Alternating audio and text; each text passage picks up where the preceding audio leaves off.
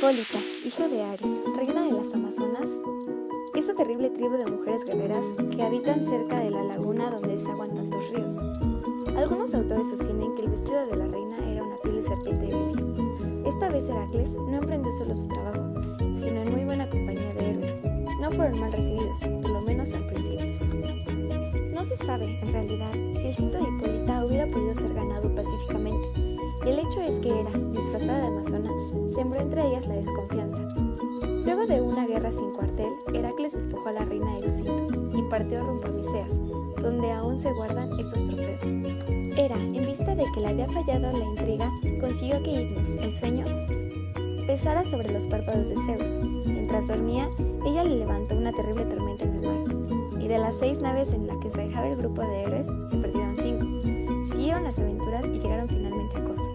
Ahí Heracles tuvo que luchar contra una serie de reyes de nombres muy sugerentes, el de los grandes portones, el de los dientes de bronce, pero Zeus terminó por despertar. Al tomar conciencia del aprieto en que se encontraba su hijo, montó en cólera, retó a todo el Olimpo y amenazó con sus iras. Luego empezó a buscar a Hipnos, que se había refugiado en el regazo de la vencedora de los dioses y de los hombres. Entonces Zeus reprimió su cólera, no queriendo invadir los derechos de la sagrada noche. Así Hipnos se salvó de ser arrojado por Zeus, el pastor de nubes, hacia el profundo mar. Pero con Hera tuvo un buen desquite. La suspendió cielo abajo con una cadena de oro con grilletes en los pies y prohibió expresarte con auxilio. Hefestos, hijo de Zeus y Hera, intentó su liberación, pero fue arrojado violentamente Olimpo abajo, donde se ganó la segunda fractura de las piernas.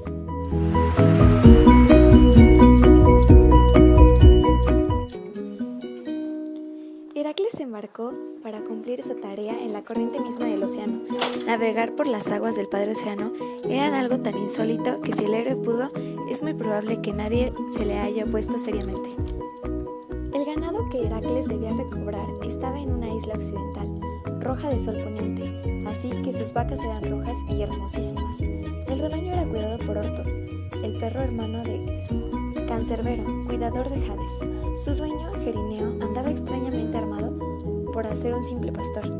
Para embarcarse en la corriente oceánica era necesario pasar por la puerta de Pilos, cuyo rey era Neleo, el despiadado. En este punto de la historia, Helena, Poseidón y Hades, en persona, tienen a Heracles.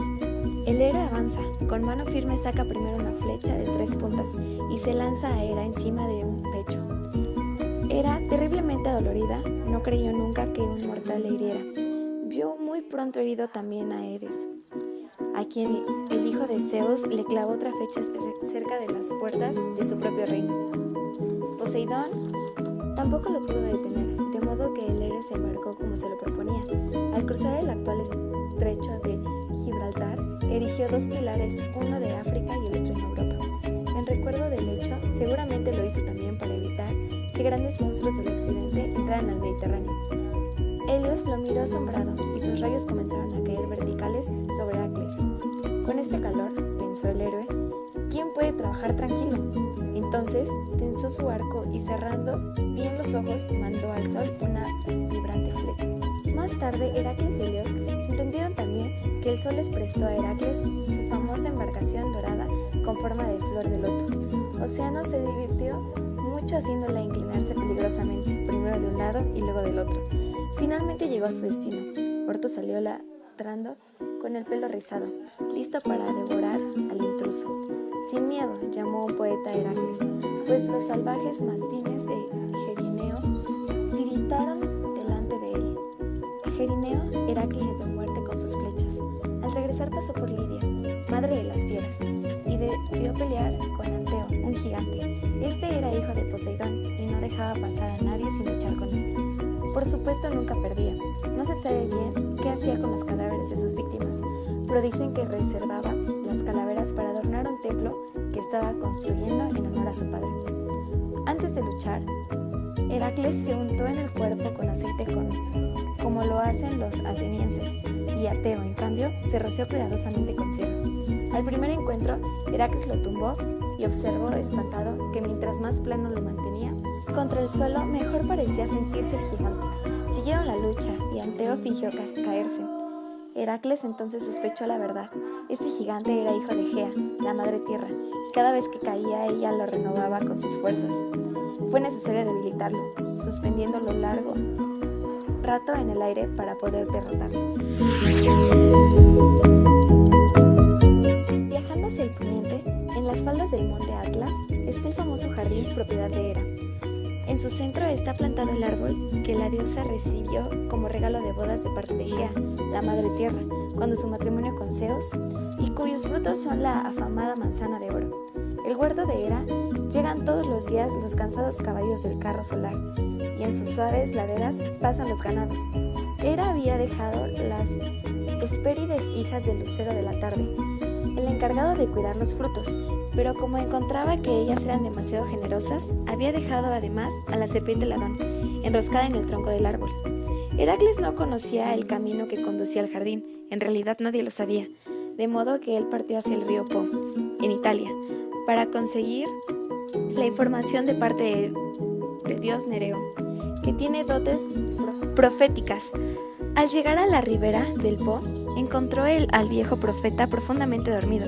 Lo sujetó fuertemente con ambos brazos, pues sabía, como todo el mundo, que el viejo se transformaría en diversos monstruos para desanimarlo, pero sin asustarse y con paciencia obtendría finalmente de él información y consejo. Así fue, siguiendo las instrucciones de Nereo, Heracles llegó al jardín de las Hespérides.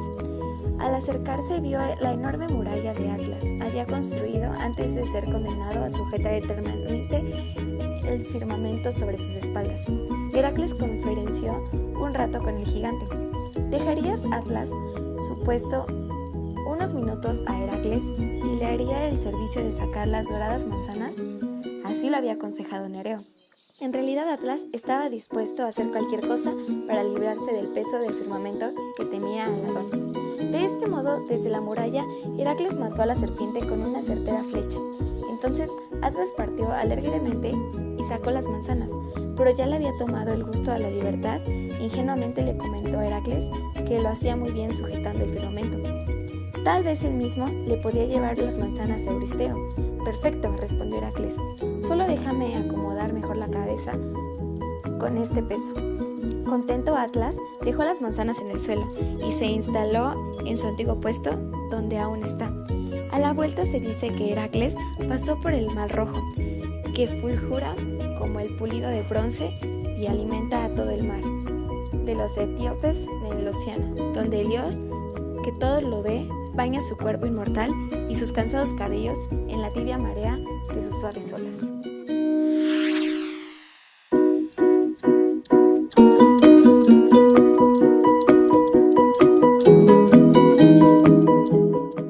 El último trabajo de Heracles era bajar del reino de Hades y traer nada menos que al propio Cancerbero de vuelta a Micenas. Antes de entrar a las mansiones subterráneas, el héroe debía iniciarse en ritos de misterios, por lo que tuvo que dirigirse a Eleusis. Su compañía esta vez fueron Atenea, siempre cerca a los héroes, y Hermes en guía de Hades. Los fantasmas huyeron chillando a su visita, excepto un tal Meleagro, magnífica visión de brillante espíritu guerrero.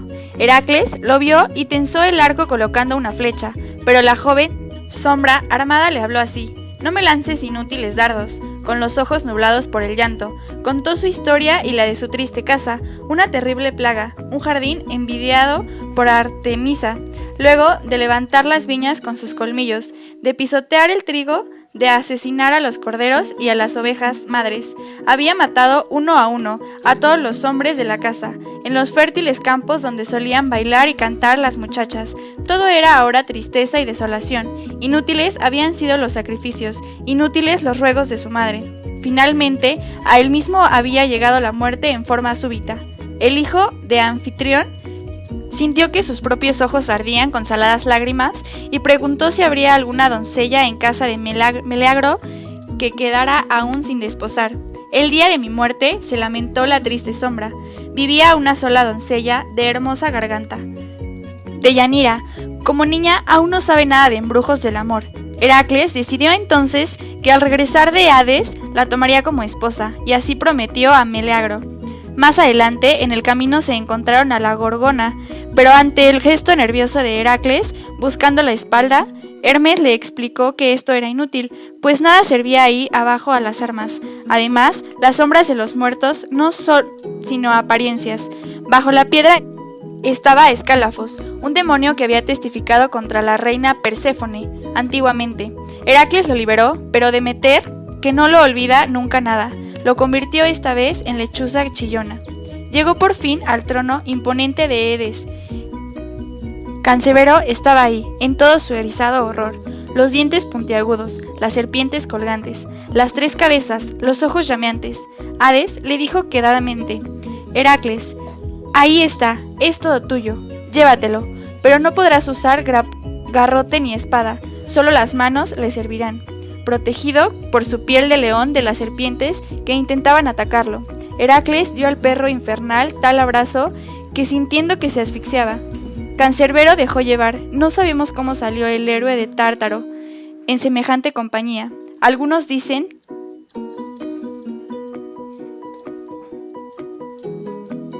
Cancerbero dio su última pelea al ver la luz del sol, que lo enloqueció de terror. Más tarde, las mujeres y los niños que volvían del campo a sus casas lo vieron con sus propios ojos en el cruce de caminos de Minea. Este fue su último de los trabajos de Heracles. Euristeo tuvo que sufrir por última vez el pavor de la llegada del héroe de Micenas, una fuerte compañía.